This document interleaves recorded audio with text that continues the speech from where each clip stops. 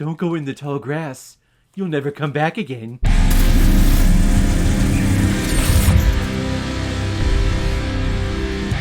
In the Tall Grass, released in 2019 on Netflix, and is directed by Vincenzo Natali, who's also directed such films like Haunter, Splice, Nothing, Cypher, and Cube. And this film is starring Harrison Gilbertson, Avery Whithead, Will Buey Jr., Rachel Wilson, and Patrick Wilson. And the reason why we're talking about In the Tall Grass today, which is one of the stupidest things you could possibly do going into tall grass, just frickin' stupid, but the reason why we're talking about In the Tall Grass today is because it was a PayPal recommendation and donation from a big contributor and supporter of this channel, David Klimoff. Thank you very much for the recommendation. And David is also the author of an amazing review book called To Watch or Not to Watch Volume 1. It's a nice thick book of all of his reactions and reviews of just hundreds, I think thousands of movies that are in here. This has been great to read through. Thank you very much, David, for the recommendation, and I'm happy to support you in any artistic endeavors that you are looking into.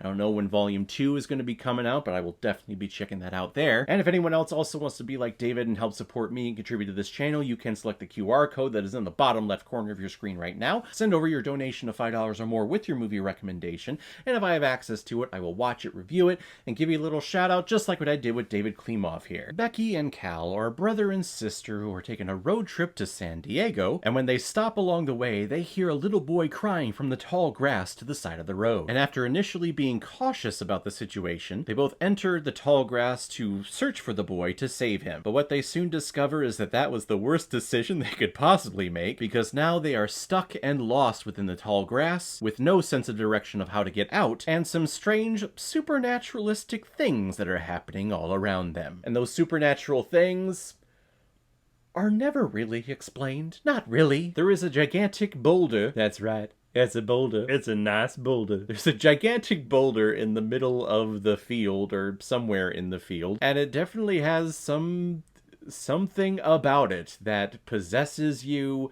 makes you change your mind to where you just see everything. I don't know if it's alien and it landed here a couple of years ago. I don't know if it's been on this planet since the dawn of time. Who the F knows? They never explain it. All you need to know is that some serious, weird, time travel-y, time-bending shit happens in here, and you kind of have to turn your brain off to go, huh, okay, I'm just going to go along with it. I keep asking questions, and I'm getting nowhere, so I'm just going to sit back, relax, and watch these stupid people try to get out of this cornfield. Be honest, people. How many of you driving along this long road, this long straight road next to a whole bunch of cornfields, and you stop in front of this dilapidated church with a couple of cars in it, and you stop to rest or take a break, and you hear someone out in the field, and they're like, help me, I've been in here for days, come save me, please. Would you really go in to try to find them, or would you maybe go over to that church, or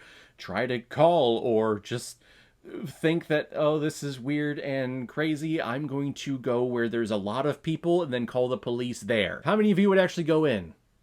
Would you? Okay, then maybe you belong in this movie. This guy wouldn't. I would just keep on driving, because you know what? I've seen too many of these creepy-ass slasher films that kill start happening with situations like this. Now, the concept of this movie is great. The tall grass? Oh, absolutely. I've been in some tall grass situations before. You go through any corn maze around Halloween time, and, you know, it's fun. It's mowed down, it's mowed over, you can hear people in the distance, and there's a lot of people around you. But God, you know, if you go into cornfields all by yourself, it's pretty scary out there. So then to see these two people actually do it, and they're talking to each other, they're saying, okay, where are you? And one moment they're like right next to each other, and then 5 seconds later they say it again, and they seem like they're like a mile away. There's also a moment in here where they both jump up at the same time, and they're like, okay, there's like 50 feet in between you, I'll start heading that way. Let's do it again, and they're even farther away from each other. Like, those moments, I'm like, what the hell's going on? And that happens a lot. A lot of questions. A lot of, what's going on? And then the boyfriend shows up, but he shows up before Becky and Cal go in, even though he left after them to go in. Again, my brain hurts. But the boyfriend shows up because Becky, you see, is pregnant and he was not ready and she's not ready. That's why they're going to San Diego, is to give birth to the baby and then adopt them over to this couple. But then you have Cal, who is Becky's brother, who is overbearing and like really loves his sister, like too much. Like, I'm pretty sure if Cal was not Becky's sister, like, he would want to be inside of her, which is not good. That's bad. That's so bad. God, Cal. Ew. When I watch a thriller, I do want to keep guessing, and I want to keep looking at what's coming around the corner, and this film absolutely did that for me. It provided a lot of scenarios that I was asking, what the hell's going on? Did it answer all of them? No, absolutely not. Actually, I don't think it answered a single one of them, which I find that a lot in Stephen King's writings and stories. Like, the build is great and it's fantastic, but a lot of times with the ending, it just falls flat. Except for Sleepwalkers. That was just brilliant from beginning to end. I could watch that all day and just be happy with my life. If you're looking for a unique, suspenseful thriller, especially around Halloween time, definitely check this one out. This will give you the creeps.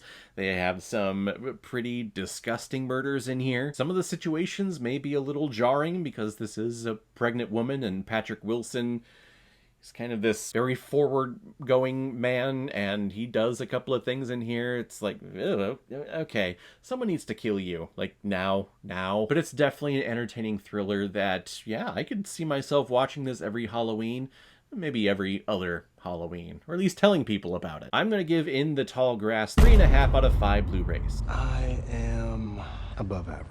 So guys, if you've seen In the Tall Grass, what did you think about it? Or if you've never seen it before and you stumbled across because of this video, then comment below and let me know what you thought about it. And as always, if you like what you see here, if you like my take on movies, then hit the subscribe button and make sure you hit that bell so the next time I'm released my next movie review. So guys, I will see you next time on the channel, but in the meantime, be well, be good to each other, and go watch a movie. Take care, guys.